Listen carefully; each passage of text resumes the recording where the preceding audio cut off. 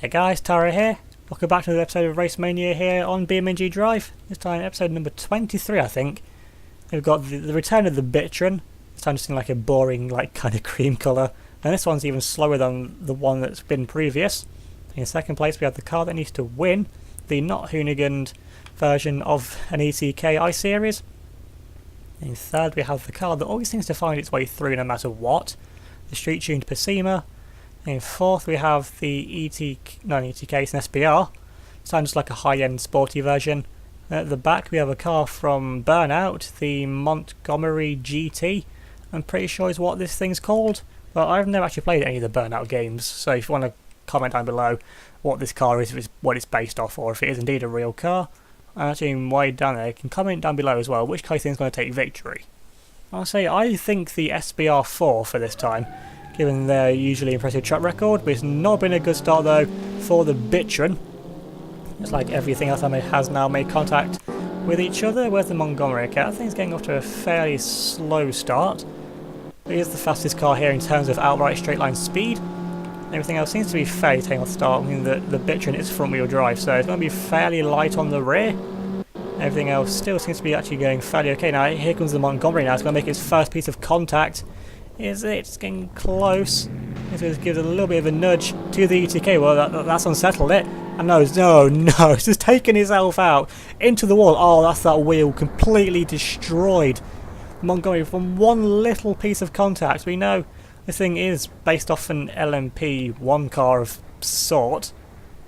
So any little piece of contact like that, and it's would definitely unsettle it because it's definitely one of the more aero dependent cars.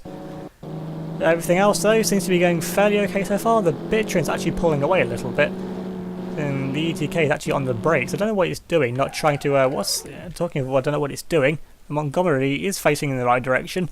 It's actually trying to turn around and go the other way. They definitely got confused. I mean, I'm more confused about how it took itself out from like that little piece of contact. I mean, this thing's on racing slicks. It should have all the grip in the world in reality. I'm just going to put the power down now. And this thing is quite sliding, hard to control from even me driving it. So now it's on effectively 3 wheels. And we've seen how slidey it already can be. But it does actually look to be going okay now though. Okay, the Bitron's completely forgot how to brake and has missed the first corner. We're just going for a little bit of off-roading. It's just slammed on the brake. Why don't you just carry on going forwards? It would have been perfectly fine. But now and then it's just threw away the lead. The wiggling Montgomery might actually catch it up now. So now the Bitron is now down into P4 from the lead. I don't even know, it must have just got on the grass or something and completely forgot how to use its own brakes. So that gives the lead to the car that needs to win, the ETK. Everything else though is fairly even so far. I mean, the ETK's top speed is just over 100, with me driving it. The Pacima it's about 130, the ETK about 155, the Montgomery did 180, and the Bitron did just under 100, so really it's fairly even between the cars. I don't know why the ETK is going so slowly, or why the SBR isn't actually trying to do anything about it. Maybe it's just trying to wait behind, waiting for a gap or something. And then coming through its first corner, trying to put the power down, and the Montgomery's round again. You really have to be so careful on the power. Now is this thing going to go in the right direction? I'm not... Well, that's a lot of reverse, regardless. And then into the S section now for the leading cars. It's still the ETK that's holding on to this lead, even I'm sure it's missing relatively about 1,000 horsepower from what it should have. So it should be here in the place of the Montgomery. It's actually got itself going again, and it isn't wiggling. So yeah, maybe just trying to put the power down a bit too soon, and guess that wheel though isn't really going to be helping matters all too much, I imagine. It's got the Bitron, which I think is actually catching up. It is completely throwing itself into these corners, so definitely got points for effort there. But everything else has still pretty much been rather uneventful so far. Yeah, honestly, because everything besides the Montgomery is actually still intact. And if things stay like this, because the Montgomery is the car in last, it's going to be eliminated from next round. I mean, that'd be a shame, because I wanted to see what this car could do. And it's shown what it can do is throw itself into the wall. The Bitron's actually catching up. That's how much these ones up front are actually slowing themselves down. The slowest car here has caught its back up. It's actually now ramming into the back of the SBR4, a car that's like 50 miles an hour faster than it. Now that may well be a wake-up call for everything else, because they've seen that the Bitron catch up to them. But the ETK is out in front, so it's free to do what it wants. It looks like now it is going to up the pace though, because the pushing power from the Pacema and from the SBR just seems to be that much greater. And now then, the Montgomery is not even into the S section yet, so it might actually end up being lapped. Okay, there's a bit of a kerfuffle here coming in into the final corner. Look at the Bitron's just going to try and send it around the outside of the SBR, which is trying to keep it side by side. And there's going to be a fight up front now. The ETK is going to try and put itself back in line in front of the Pacema, which it does. And it gets itself back in front, and the Pacema's actually been sent round, and out of all that, the Pacema, the biggest loser. That was a mega dive though from the Bitron. That thing's got courage to be doing things like that. Is the Pacema going the wrong way? Yes, it is. But it drops down to P4, but if it stays like this, then that's perfectly fine, because the Montgomery is nowhere to be seen. Let's just get this thing turned around now with a handbrake turn.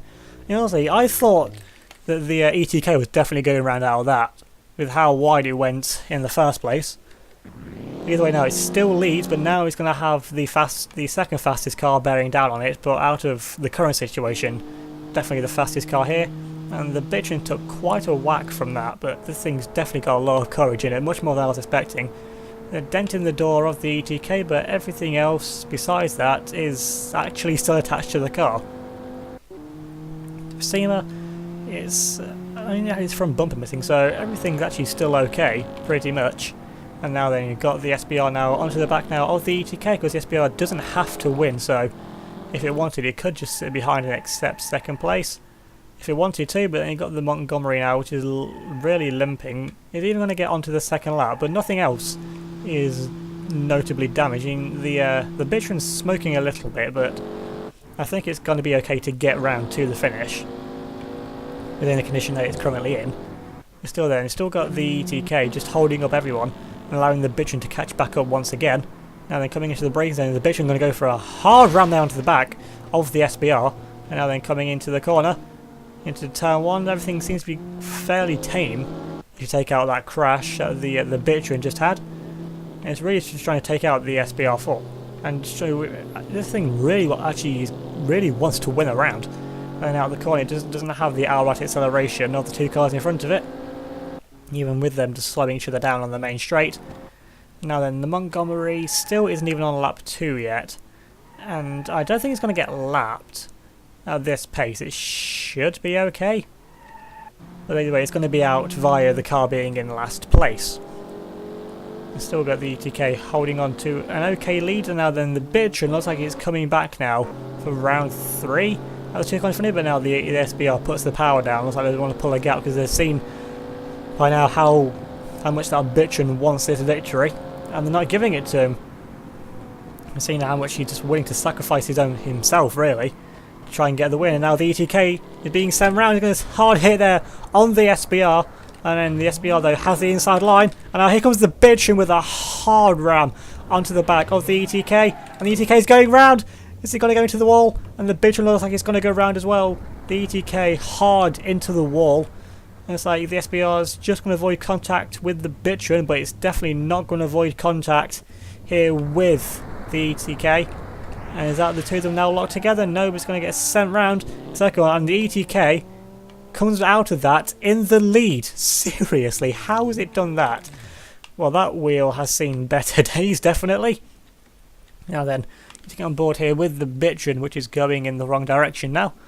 This thing has just given it 110% in this round. Let's get this thing off the racing line, hopefully before the Pacema comes along. Let's get this thing now turned around back on the power. That's the Pacema now making a move up the inside of it, because the Bitron isn't going all that quickly anymore, given the amount of contact it's had. I'm not all too surprised either.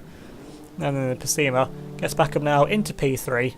Where's the Montgomery? Okay, it's coming around to actually start the second lap, so if it gets smoking, but it could actually finish the round at least.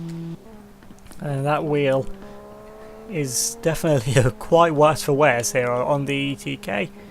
I don't even think it's steering anymore. Now then, the ETK is actually limping. So it's not, so has Pasima got past it now? I think it has. Yeah, Pasima's up into second place. So Pasima might actually be able to get his first victory here. Now here comes the Bitchin once again, trying to go up the inside line on the SBR and makes contact. He's going to spin around the SBR, is it? And makes contact once again. The difference is shoving the SBR out of the way. Now it's contact. Now Pasima, he makes contact with the ETK, went for the lead, but left the door went too close to it, and now it spins itself out. And the ETK takes back the lead again. There's been some mega fights in this round. Okay, that wheel on the SBR really needs to go now, because when it gets to a point where it affects the car too much, I remove it, and that should be now okay to keep going. Now that other wheel does still steer, and then is the Pasima? No, the Pasima's going the wrong way. Oh my god! I didn't even realise. That is just huge contact. And now then, here comes the SBR to get involved as well. This is not going to end well, is it? And well, the wheel's already gone, so actually it gets out of that relatively unscathed. Now then, is that these two cars? No, they're still stuck together. So Pasima is the one that caused that, so I'm going to lift this one up now and pull it away. But actually it's stuck in the front bumper of the Bitron. And that was going so well until I looked at the Pasima. I looked at it and I thought it was going the right way for a second, but it definitely wasn't. Now then, Pasima, does this thing even still steer? It's got one wheel left. I know from yesterday that it doesn't need both wheels. Okay, there's an explosion. That's not going to do it any favours. Either way, the ETK is just gone now, and he's going to get the luckiest victory. Does this thing not steer? I think the steering has broken from all of that. Well, from how hard that hit was, I wouldn't be surprised. But the only thing to do really now then is remove what's left of this wheel. It's not going to make any difference to the car now, since there's only half a wheel there anyway. Steering has completely, steering's gone. But I'm going to have to put it back on random and let it do whatever, because even though it's in effect out, it's not though, if that makes any sense. Now then, the ETK still got a bit to go, but it should hold on to the victory as the Montgomery now makes its way down into turn 1 for the second lap. So actually, as it stands, it's actually going to get through. Okay, the Bitron is dead. The Pasima is going the complete wrong direction, trying to turn itself round though, at least. So it's attempting. The ETK, that's limping. There could be a change of lead here coming up to the final corner. I mean, with how broke that steering is. Here comes the SBR. Is he going to try and have a final corner surge? He can try and look for a way past. Gives a good ram to the ETK. Now then, coming out. It's going to shove the ETK around. Is going to ETK try and fight back? Yes, it can. Slow the pace down. Good driving there from the ETK to keep itself front, because I'm sure then it was going to get sent round. Now then, it blocks the inside line. Now then, coming around the final corner now, the SBR is going to try and look for a way around the outside. The ETK is just blocking it off though. Now then, coming up to the finish line, which car's going to take it? And it's going to be the ETK that takes victory from the SBR. Looks like the SBR is going to try and shove it round though, now that they're in the braking zone. And that was definitely that was easily the best round, and definitely most intense round of the series as well. So many battles, and the ETK is going to get sent into the wall, it looks like. I mean, it's been in the wall quite a few times on this second lap, so it's pretty much what it's used to at this point. The Pasima is still trying to get going. And we've got the Montgomery, which is finding some good pace, despite it actually going, okay, this definitely looks like burnout graphics inside this car. I mean, no steering wheel, about what, 1990s kind of like graphics. And the rest of it though looks fairly okay. I mean, from the outside looks okay, and that's the main thing. And this thing, if it can keep going, then it's actually going to be things here. The wheel tether's the only thing actually holding that wheel onto the car at this point. I mean, the Bitron, I honestly do feel really sorry for this car, because now it's just engulfed in fire. It was doing so well as well. I didn't even realise that the Pasima was going in the wrong direction. It looks like has it given up now? I'm not surprised, probably overheated by this point. It stopped itself right on the racing line as well, which is what the the Montgomery is coming up towards. He's only got a few corners to go to catch up to that. Before it does, I think the award for best surviving car is definitely going to go to the ETK as things stand. The SBR, because now then, the Montgomery is coming up now. You've got to go around this S section, and then you've got the Pacima definitely right on the racing line. And then that wheel is already broken, so it shouldn't be too much of an issue if that wheel takes a whack, because it's the other one that actually steers and is the one doing everything. So now then, the Montgomery, the Pacima is right on the racing line, and it's going to be contact here. It just shoves the Pacima out of the way, but the Montgomery though does send itself round with all of that. Now then, can it get itself back going again? Because the smoke is getting quite considerably more. Of course, as it would as the more time goes on. And the Montgomery gets itself going again. Does it? No, it's going to loop itself around. Okay, you want to avoid the wall, Montgomery. I'm going to give it a hand and get it back going again. Put it on disabled, turn it around, and hopefully get it back going again. Because that wheel was already broken, so I'm not thinking there should be too much more damage from what was already on it. Okay, the smoke though is getting towards the death smoke coming out the exhaust. That really dark smoke. Let's get this thing going in a straight line. Get over that piece of debris from the Bitron. And then just put the power down now, because that should be okay. No, that's going way off to the side, but it might be able to control it. Put it back now on runner, because he's pulling so much to the left. Now it's going to try and get it back under control, and no, it loops itself back round. It might be able to get itself back going from there, though. I mean, the engine is actually still going. You see that? The engine on this Bitron is still working. That's about the only thing that is. The Pacima's come back to life. And now the Montgomery does get itself back going again in the right direction. Smoke, I don't know how much smoke is the exhaust. You see it's got like side exhaust there. They're not coming out of the back of the car. So it's definitely like the radiator engine or something that's smoking. The Pacima, I don't know why that's decided to come back to life after getting that massive ram from the Montgomery. And now it's getting itself going in the wrong direction as well. So now then, just got the Montgomery now coming up towards the final sector of the lap, and let's get back on board with the external camera. And this thing, after its first crash, I didn't actually think it was going to get round onto the second lap. Well, I thought it might, yeah, with how slow it was going, at first I thought it was going to get lapped, but without that crash from the Pacima and the Bitron, this car would definitely have been out. I mean, it may be on paper the fastest car here, but it's proving today that it's anything but each round's different. This, yeah, like I say, it definitely does over 200 mile an hour as well, so it does thereabouts anyway, at least. But those bumps on this track do seem to be killer, especially with the open wheel cars, and this car definitely is one of the cars that is aero affected, and the bumps definitely really do not agree with it. Now it's making its way up to the final corner now, 22 miles an hour. So actually, engine off. Is the engine died? Has it cut out now? So close to the finish. Don't tell me this is the end for the car. Come on. It's so close to the finish, but the speed's going down.